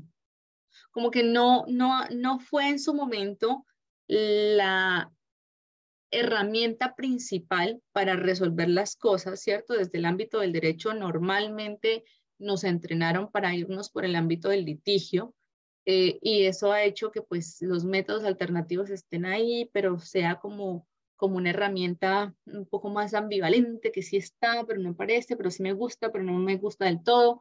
Incluso fue vista de mala manera, ¿no? O sea, como que quienes optaban por la conciliación o por alguno de los métodos alternativos eran casi que como que los perezosos que no estaban dispuestos a la disputa porque tal vez no tenían las habilidades para ganar un litigio. Y lo cierto es que no. Lo cierto es que hay que aprender a darle una postura muy distinta, pero esta postura distinta va a depender, uno, de cómo nosotros como abogados veamos los métodos alternos de resolución de conflicto, y dos, de cómo los ambientes de resolución de conflictos realmente sean eficientes en la solución de los conflictos. Y eso solo va a suceder si realmente logramos entender tanto las necesidades y las pretensiones de las partes que se hacen, digamos que son convocadas a esos momentos de los métodos alternos de resolución de conflictos, como que revisamos, porque eso es lo más lindo de los métodos alternos, ¿sí? Que realmente son mucho más personales, ¿sí? Toman una fuente normativa, tienen un marco de legalidad, tienen un tercero que hace una revisión de garantía legal, pero realmente le da la voz a las partes, ¿sí? No es un tercero llamado juez quien termina decidiendo bajo un método mucho más exegético, ¿cierto? Pues cuál es la norma, cuál es la situación, cómo la aplico, así pues al final eso no solucione de fondo lo que está sucediendo, sino que los métodos alternativos sí permite que sean las partes. Y como todo el mundo es un universo aparte, ¿sí? Todas las expectativas son distintas. Yo me acuerdo mucho de una conciliación en donde el tema estaba por el... Normalmente quienes se quedan con la opción son las mamás, ¿no? Y a las mamás les toca muy duro, porque a las mamás les toca la semana, ¿cierto? Entre semana, o sea, el colegio, las tareas, el regaño, la madrugada, la lonchera, y a los papás les toca la parte de acá, ¿sí? Entonces, el fin de semana, el helado, el centro comercial, la recocha, la diversión y todo lo demás. Y eso a mí siempre me ha parecido un poco injusto, ¿no? Y además las vacaciones, en donde hay el tiempo libre, la Navidad, la novena, tu taina, tu turmaina y todo lo demás. Entonces, eso les toca a los papás. Las mamás suelen que tocarles otra forma, ¿no? Y tal vez si nos vamos y revisamos eso desde el ámbito legal, pues eso es lo legal, sí, es lo que la norma establece cuando hay una custodia compartida. Pero hubo un proceso de conciliación en donde la mamá de verdad necesitaba mucho que su hijo pudiese compartir con ella el domingo. El domingo, ella quería que el domingo ella estuviera con él, el niño estuviera con ella. Pero el papá pues obviamente también estaba que no, que mis derechos, que yo tengo que, ajá, que el niño que quiero que esté conmigo.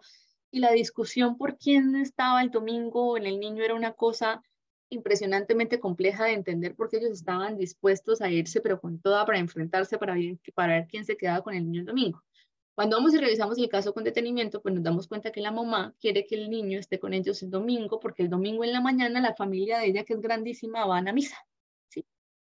Y pasa que en la misa pues está su papá y su papá está pasando por momentos de salud muy complicados y para ella era muy importante que su hijo tuviese la oportunidad de compartir con su abuelo en esos tal vez últimos años de vida que le quedaban y que él pudiese estar, y a ella le dolía mucho que su hijo no pudiese ir a la misa con toda su familia porque era un momento familiar muy importante, ¿sí? Pero al final el problema entonces no era el domingo, era la misa, ¿sí? Entonces, ¿cómo acordamos? Pues el papá se sigue quedando con ella, con el niño en los fines de semana, pero lo lleva a la misa, ¿sí? Entonces, y ya. Y la mamá quedó contenta, porque ella lo que quería era que su niño pudiese estar en la misa y que pudiera compartir con el resto de su familia y todo lo demás. ¿Sí? Y si este problema se hubiese llevado al ámbito legal, ustedes creen que no se hubiese solucionado, ¿sí? Porque el juez hubiese tomado una decisión a partir de la aplicación normativa. Usted ya lo tiene entre semana, el papá se queda con él los fines de semana. Y era entendible, sí era entendible. El papá se opuso, no se opuso. Dijo, ok, lo entiendo, no lo había tomado en cuenta, no lo sabía tampoco, pero pues no tengo problema alguno, que vaya entonces a la misa, ¿sí? Entonces, eso pasa y eso permite que los acuerdos sean mucho más visibles, que los métodos alternos sean mucho más eficientes, que tengan un mejor reconocimiento social, pero depende mucho de cómo el facilitador logra entender el conflicto, ¿sí? Si hubiese sido una persona que tal vez no se tomaba la tarea de entender muy bien cuál era la necesidad de las partes, pues no hubiésemos comprendido nunca cuál era la bendita discordia por el día domingo, ¿no? Pero pues se pudo realizar y se pudo revisar y creo que fue uno de los casos que nos enseñó por qué es tan importante, pues, tomar en consideración las necesidades de los otros, ¿no? Que no es una cosa natural, porque nosotros solemos estar muy centrados en las necesidades individuales. Y esa es la magia de los métodos alternos, ¿no? Que nos permiten dar soluciones con un marco de legalidad, pero tomando siempre en cuenta, pues, las necesidades de los individuos. ¿Listo? Mis queridos chicuelos, esto era lo que les quería conversar el día de hoy. Los escucho si tienen preguntas, dudas, inquietudes. ¿O todo en orden? Todo bien, maestra, gracias. Bueno, Sí, chicos. maestra, todo bien. Todo Vale. excelente.